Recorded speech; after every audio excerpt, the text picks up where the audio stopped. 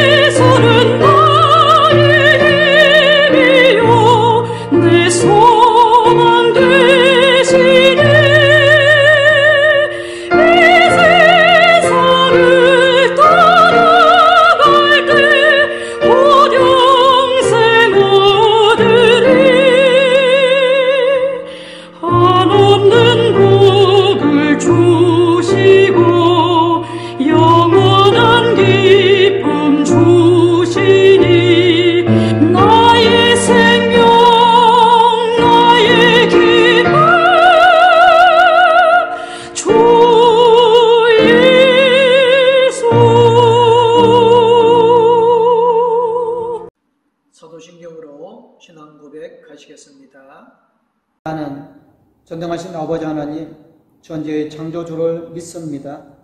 나는 그의 유일하신 아들, 우리 주 예수 그리스도를 믿습니다. 그는 성령으로 잉태되어 동정녀 마리아에게서 나시고 본디오 빌라도에게 고난을 받아 십자가에 못 박혀 죽으시고 장사된 지 사흘 만에 죽은 자 가운데서 다시 살아나셨으며 하늘에 오르시어 전능하신 아버지 하나님 우편에 앉아 계시다가 거기로부터 살아있는 자와 죽은 자를 심판하러 오십니다. 나는 성령을 믿으며 거룩한 공교회와 성도의 교제와 죄를 용서받는 것과 몸의 부활과 영생을 믿습니다. 아멘. 오늘 우리에게 주시는 말씀은 요한복음 2장 13절에서 22절 말씀입니다. 유대인의 유월절이 가까운지라 예수께서 예루살렘으로 올라가셨더니 성전 안에서 소와 양과 비둘기 파는 사람들과 돈 바꾸는 사람들이 앉아 있는 것을 보시고 노끈으로 채찍을 만드사 양이나 소를 다 성전에서 내쫓으시고 돈 바꾸는 사람들의 돈을 쏟으시며 상을 엎으시고 비둘기 파는 사람들에게 이르시되 이것을 여기서 가져가라. 내 아버지의 집으로 장사하는 집을 만들지 말라 하시니 제자들이 성경 말씀에 주의 전을 사모하는 열심히 나를 섬기려 한 것을 기억하더라. 이에 유대인들이 대답하여 예수께 말하기를 내가 이런 일을 행하니 무슨 표적을 우리에게 보이겠느냐. 예수께서 대답하여 이르시되 너희가 이 성전을 헐라 내가 사흘 동안에 일으키리라. 유대인들이 이르되 이 성전은 46년 동안에 지었거늘 네가 3일 동안에 일으키겠느냐 하더라. 그러나 예수는 성전된 자기 육체를 가리켜 말씀하신 것이라. 죽은 자 가운데서 살아나신 후에야 제자들이 이 말씀하신 것을 기억하고 성경과 예수께서 하신 말씀을 믿었더라. 아멘. 찬송가 210장 찬양 드리겠습니다.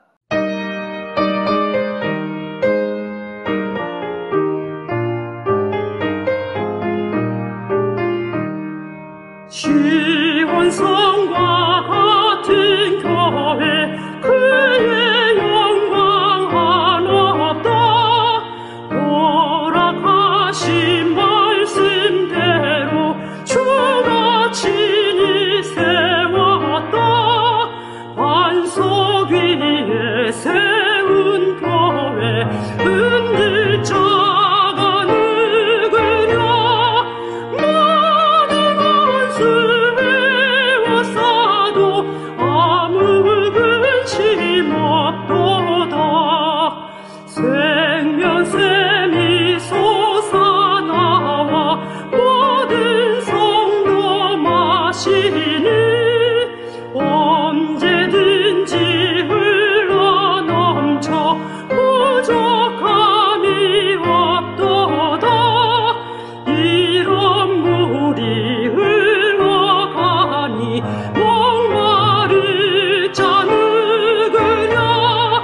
주의 은혜 풍족하여 넘치고도 넘친다.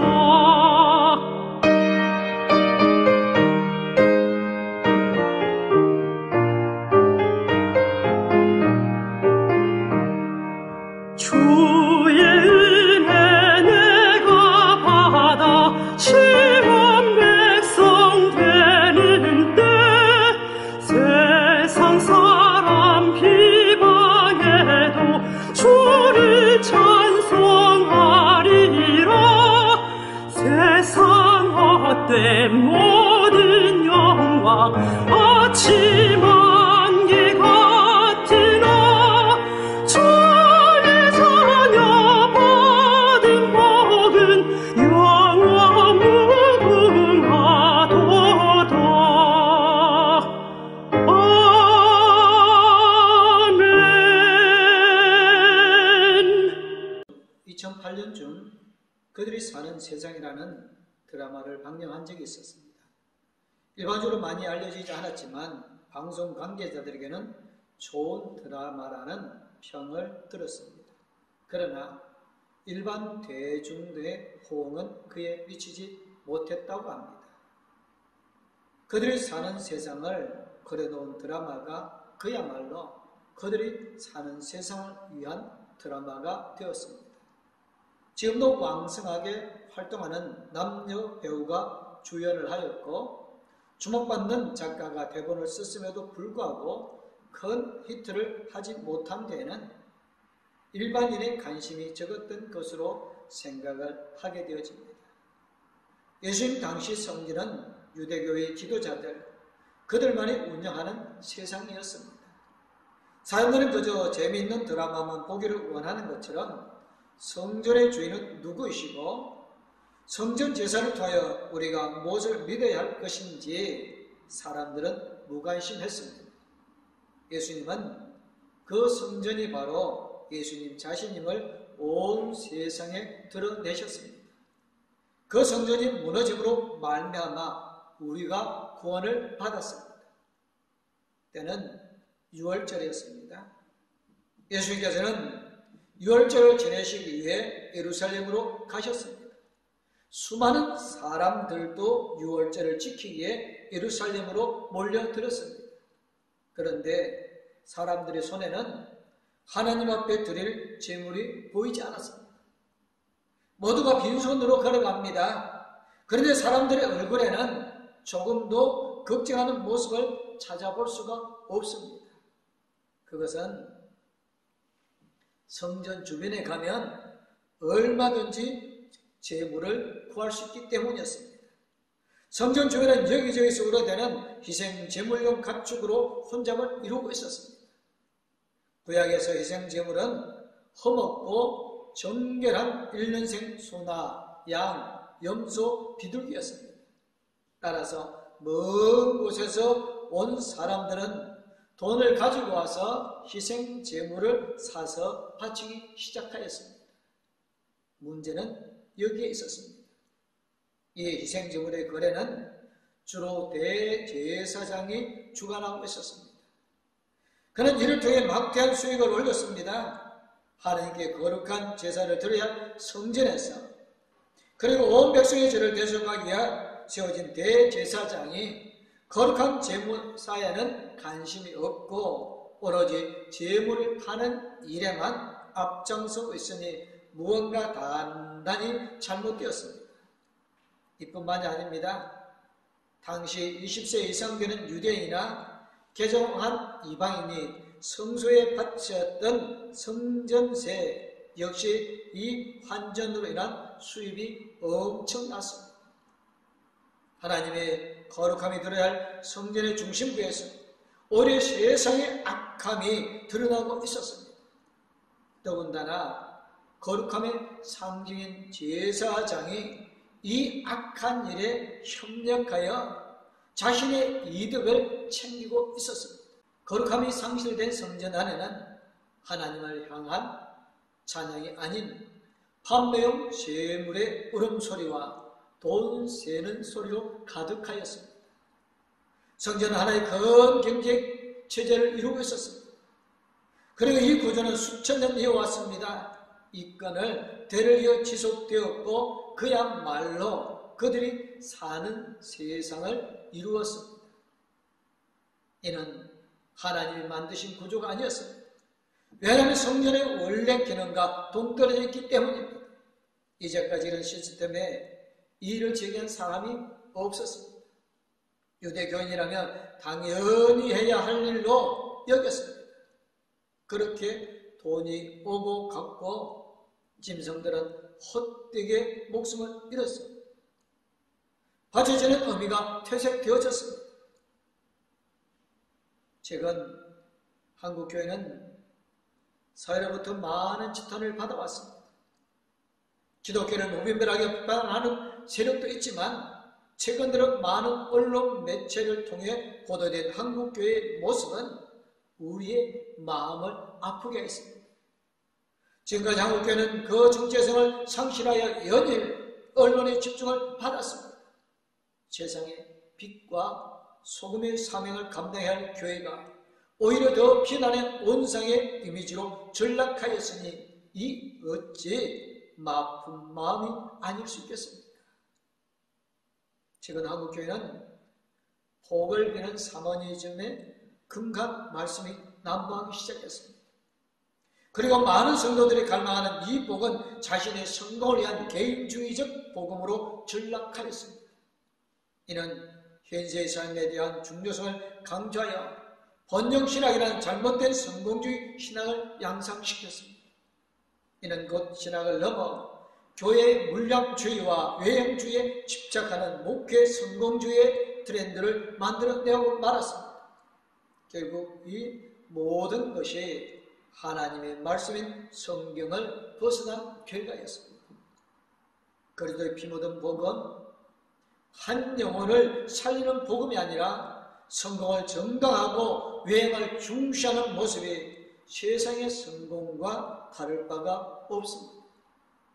이로 말미암아 기독교를 바라보는 세상의 시선은 찾기만 해졌습니다. 그들이 말하는 기독교의 이미지는 성공만을 추구하는 집단, 이기적인 불투명한 집단일 뿐이었습니다. 예수 그리스도를 따르기 위해 모인 사람들이 모인 곳, 그리스도의 성령으로 하나 되어 시작되었던 교회 공동체가 이제 그리스도가 없는 공동체로 전락된 것은 아닌지 우리의 현실을 돌아봐야 할 때입니다. 예수님께서 마주하셨던 6월절 예루살렘 성전의 모습이 비록 성경에서뿐만 아니라 오늘 이 땅에서 계속되고 있는 것은 아닌지 반성해 보아야 할 때입니다. 한국교회가 교회의 본질을 잃어버린 것은 아닌가 하고 말입니다. 요즘엔 예루살렘 성전에서 소와 양과 비둘기 파는 사람들과 돈 바꾸는 사람들이 앉아있는 것을 보셨습니다. 그 순간 노건으로 채찍을 만들어서 돈으로 매매하던 성물을 다 쫓으시고 돈 바꾸는 사람들의 돈을 쏟으시고 상을 엎으셨습니다. 갑작스러운 이 상황으로 성전은 혼잡해졌습니다. 갑자기 쏟아져 나오는 가축대들, 이 가축을 붙잡으려고 하는 장사꾼들의 소리, 광장에 떨어지는 동전의 소리, 이 돈을 주우려는 환정상들의 우왕좌왕하는 모습들, 부패를 뒤집는 예수님의 행동에 성전은 혼란으로 가득 찼습니다. 예수의 성전의 여행만을 뒤집어 놓은 것이 아니었습니다. 거룩해야 할 성전을 그렇게 하는 것은 사람들이었습니다. 예수님 그곳에 있던 짐승을 내보내셨습니다. 주저함이 없이 몰아내셨습니다. 이는 짐승들을 가증스럽게 여기셨기 때문이 아닙니다. 짐승들에게는 잘못이 없습니다. 예수님 짐승들의 생명을 종교 종사자들의 욕심을 채우는데 소비되어 지는 것을 거부하셨습니다. 이런 모든 헛된 희생과 잘못된 예배, 그리고 사역으로 점철된 성전제에 예수님의 산산이 부셔버리셨습니다. 예수님의 이런 파괴는 혼란을 위한 파괴가 아닙니다. 사단이 행하는 분열을 위한 회방이 아닙니다. 오히려 이를 통해 사람들의 마음에 하나님을 향한 열정과 사랑을 되살리게 한 것이었습니다. 짐승들의 목숨을 보호하셨고 예배를 회복하셨습니다.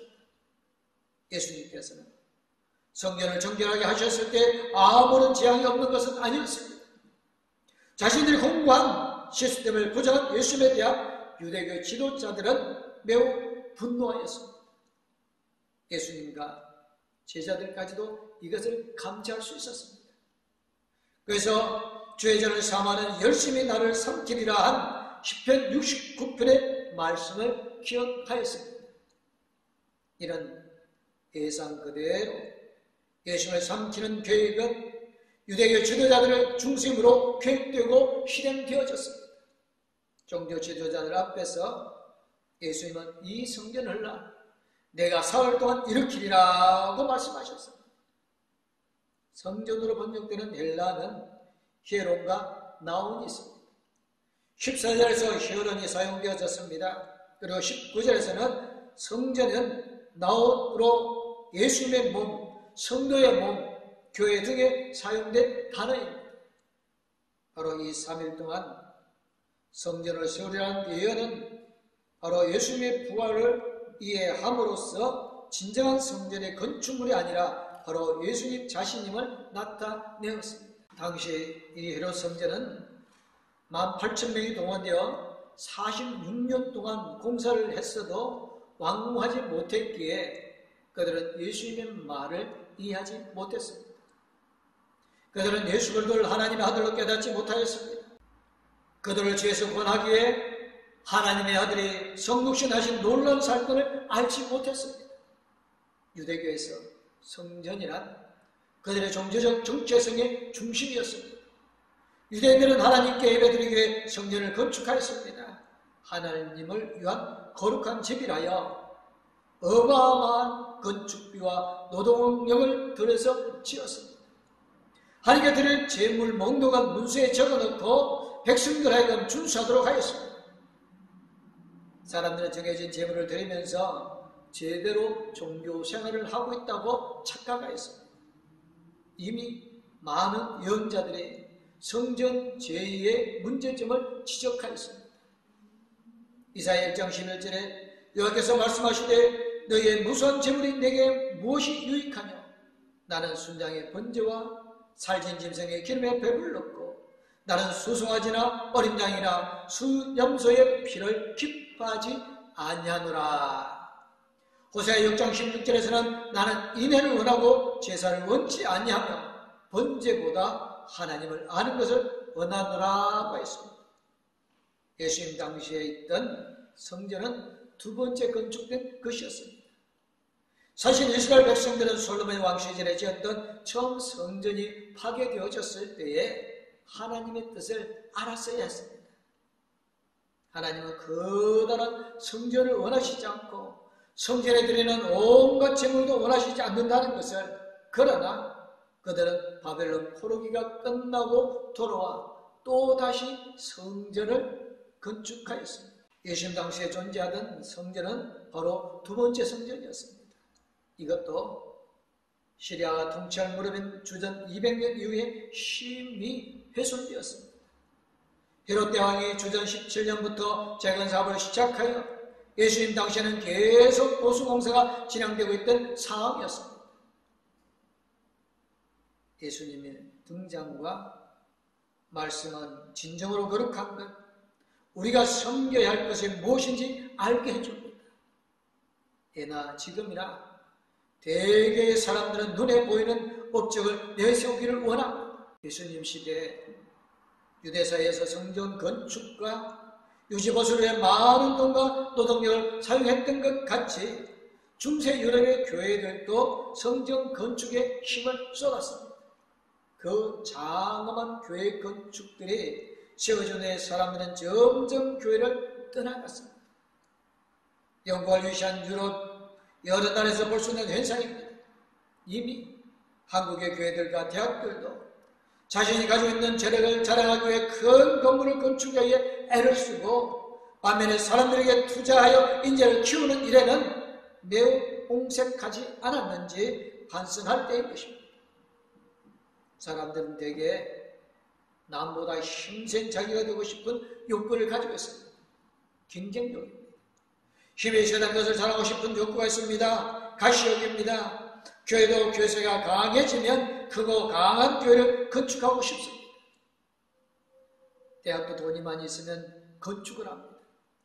사람들이 필요를 하기 때문이라고 합니다만 사실은 사람들이 모여서 예배드리기 위해, 또한 사람들이 교육하기 위해 건축이 필요한 것입니다. 이스라엘 성전도 하나님을 경배하고 제물을 드리기 위해 만들었습니다. 그러나 정작 하나님이 원하시는 것은 그런 제물이 아닙니다. 하나님은 그런 것을 역겨워합니다. 하나님을 섬긴다고 하면서 사람들이 자신들의 이익을 위해 성전을 이어가고 있는 것을 보면 하나님이 원하시는 것을 하나님이 행한 신실한 마음입니다. 하나님께 드려야 한다고 하면서 사람들을 대상으로 장사하여 자신의 이익을 추구하고, 하나님께 드린다고 하면서 가난한 사람들이 억압하고 착취하는 것이 하나님은 역겨워하셨습니다. 성전을 지키러 가는 제사장들과 같은 기득권자들의 진정한 성전이신 예수님을 죽이는 역사가 일어났습니다. 중세기 말에 소위 교회를 팔았다는 면제부도 실체는 건축 헌법이었습니다. 한국교회도 마찬가지로 일들을 해오지 않았던가요? 교회 건축을 해 건축헌금을 작정하고 또 은행에 대출을 받아 건축하며 이자를 갚아야 하는 이런 실정을 돌아봐야 할 때인 것입니다. 성전일의 수장인 대제사장이 최고 권력자였고 사람들의 성전과 관련된 일들을 하면서 살아가고 있었습니다. 성전은 매매와 한전시장이 되어서 버렸습니다. 겉으로 내세우는 것은 하나님이지만 그 이면에는 가시욕과 같은 인간의 욕구가 반영되었습니다. 수십 년 동안 많은 장로가 노동력을 들여서 세운 흥중한 건축물인 성전, 하나님을 모시고 하나님을 섬기한 집이라는 성전 대신 이제 살아온 지는 예수가 대체되어집니다. 그가 바로 성전입니다. 그가 죽고 나서야, 그가 부활하고 나서야 사람들은 그의 말을 이해하고 믿게 되었습니다. 그는 길이요, 진리요, 생명입니다. 살아서 움직이는 생명, 그가 진리며 하나님께 다가가는 길이며 그런 의미에서 바로 그가 성전입니다. 이 종교 지도자들이 성전이신 예수 그리스도를 죽였으나 예수 그리스도는 부활하셨습니다. 말씀처럼 3일 만에 부활하셨습니다. 오늘 이곳에서 예수님의 성전의 부패와 잘못된 성전의 의미를 다 뒤집고 계십니다. 우리는 지금 사순절 기간을 지내고 있습니다. 오늘 또한 사순절 세 번째 주일입니다. 교회 사적으로 이 주간에는 유혹에 관한 주제를 다루었고 이를 통해 우리의 삶을 향한 악한 권세를 부인할 것을 촉구하였습니다. 이는 곧 회개의 자리로 이어졌습니다. 다시 말해 우리의 죄악을 직시하고 그 죄악에 대한 거부권을 행사하며 회개해야 합니다. 하나님께서는 우리가 우리의 죄를 자복하고 회개함으로써 그 죄악에서 돌아설 것을 간절히 원하고 계십니다. 하나님은 우리가 죄악으로부터 돌아서서 하나님의 능력 안에서 새로운 생명을 따라 하나님과 동행하기를 원하십니다. 하나님은 오늘 죄악으로 가득한 우리의 자리가, 한국 교회의 자리가, 우리 그리스도의 자리가 세상의 성공이 아닌 그리스도의 십자가의 자리로 돌아서기를 원하십니다. 하나님은 그리스도의 본질이 상실된 그 자리를 다 뒤집기를 원하십니다. 순간 그 자리가 혼란과 유혹에 집중받는 자리가 될지라도 성전을 다시 세우시겠다고 선언하신 예수의 모습을 따라갑니다. 교회는 그리스도의 몸이요 믿는 그리스도인 공동체가 모인 곳이기도 합니다. 교회의 본질은 그리스도를 드러내는 것입니다. 지금 세상의 질타를 받고 있지만 이 사순절 기간 동안 한국 교회는 진심으로 우리의 죄악된 모습을 내려놓고 교회의 본질로 돌아서는 역사가 일어나기를 주님의 이름으로 축원합니다. 우리 공동교회 모든 성도님들이 참 성전인 예수님 안에 진정한 예배를 드릴 수 있기를 주님의 이름으로 축원합니다. 아멘. 기도하겠습니다. 은혜와 사랑을 더해 주신 하나님, 성전의 타락된 모습을 보고 그것을 엎으시며 정결 작업을 하셨던 것처럼 이 시대의 교회가 다시 한번 우리의 모습을 돌아보게 하여 주옵소서.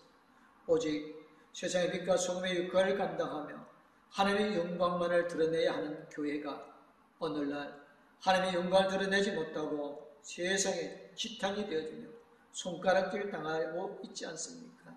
주여 우리를 돌아보게 해주시소. 진정한 회개를 통하여 하나님의 교회가 회복되어지고 하나님의 교회가 가장 하나님을 기쁘게 하며 세상의 빛과 소금의 역할을 감당하는 교회가 되어지게 하여 주옵소서. 공동교회 성도들 한 사람 한 사람 성령 충만함으로 의와 생명으로 변화되어져서 길과 진리신 예수 그리스도를 통하여서 세상의 빛과 소금의 역할을 감당하며 세상의 저 죽은 영혼들을 살려내는 봉독교회 성도들이 되어지게 하여 주실 줄 믿습니다. 봉독교회 성도들을 통하고 봉독교회를 통하여 이 민족이 살아나는 생명의 역사가 일어나게 하여 주시옵기를 우리 주 예수 그리스도의 이름으로 이제는 우리를 저에게 건지게 해서 이 땅에 오셔서 우리를 대신하여 십자가에 고난받으심으로 우리를 죄에서 건져 권하여 주시고 새 생명 주신 우리 주 예수 그리스도님 항상 우리와 함께 계시며 오와 생명 구원의 길을 걸어가며 많은 영혼들을 구원하도록 힘이 되어주시는 하나님 아버지의 그 사랑과 우리 나갈 길을 영원토록 인도해 주시고 동행하여 주시는 성령님의 감화 감동 위로 교통 충만하시는 참 성전인 예수 그리스도 안에서 하나님이 기뻐하는 예배를 드리기 원하는 봉독교의 모든 성도님들과 가족들 위해 이제부터 영원토록 함께하옵기를 간절히 축원하옵나이다. 아멘.